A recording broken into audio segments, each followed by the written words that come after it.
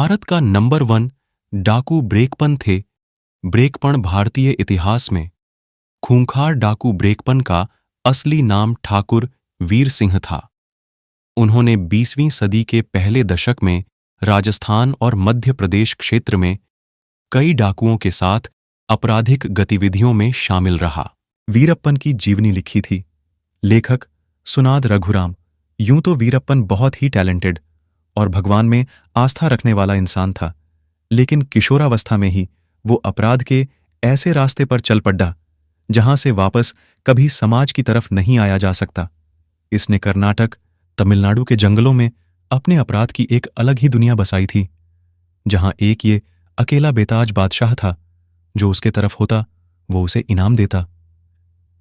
ब्रेकपन डाकू को कई आरोपों में शामिल किया, लेकिन अगर किसी पर भी शक हुआ तो ये पुलिस की तरफ है, तो उसे बेरहमी से मारने में कोई संकोच नहीं करता था। तमिलनाडु के मुलाकात में 18 जनवरी 1962 को वीरप्पन का जन्म हुआ था। इसका पूरा नाम कूज मुनिस्वामी वीरप्पन था। वीरप्पन के पिता इसके गांव गोपीनाथन में एक चरवाहे थे। इसका फायदा ये हुआ कि वीरप्पन बचपन से ही जंगली रास्तों और वहां के सर्वाइवल के बारे में अच्छी तरह से जानकारी रखने लगा। जैसे बचपन में मुलाकाती के नाम से भी जाना जाता था। हैबिट होते होते 18 साल की उम्र में वीरप्पन इन लीगल हंटिंग करने वाले क्रिमिनल ग्रुप से जुड़ ढांच गया। उसके अपराधों की शुरुआत उसके अपने एक रिश्तेदार के जरिए, जिसका ये सहयोग किया करता था। नाम का वीरप्पन का रिलेटिव अपने समय का कुख्यात चंदन तस्कर था।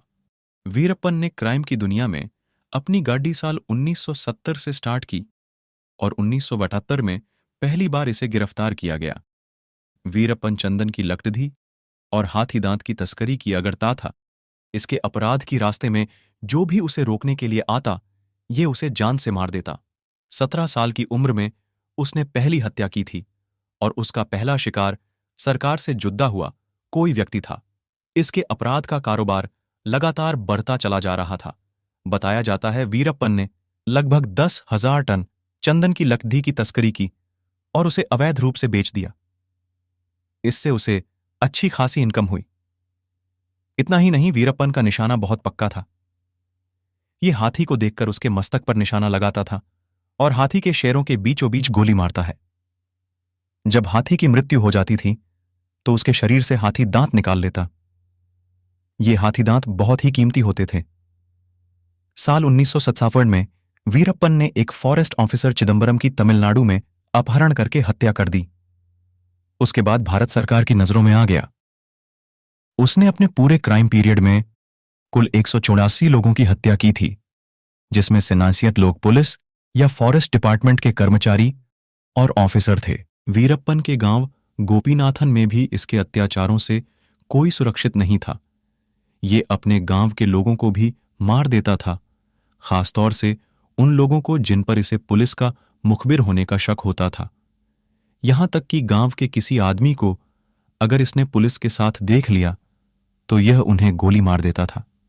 यह जितनी आसानी से लोगों की हत्याएं किया करता था, उतनी आसानी से बचकर जंगल में भाग जाता था। साल 1991 में वीरप्पन की शादी मुथुलक्ष्मी नाम की महिला से हुई।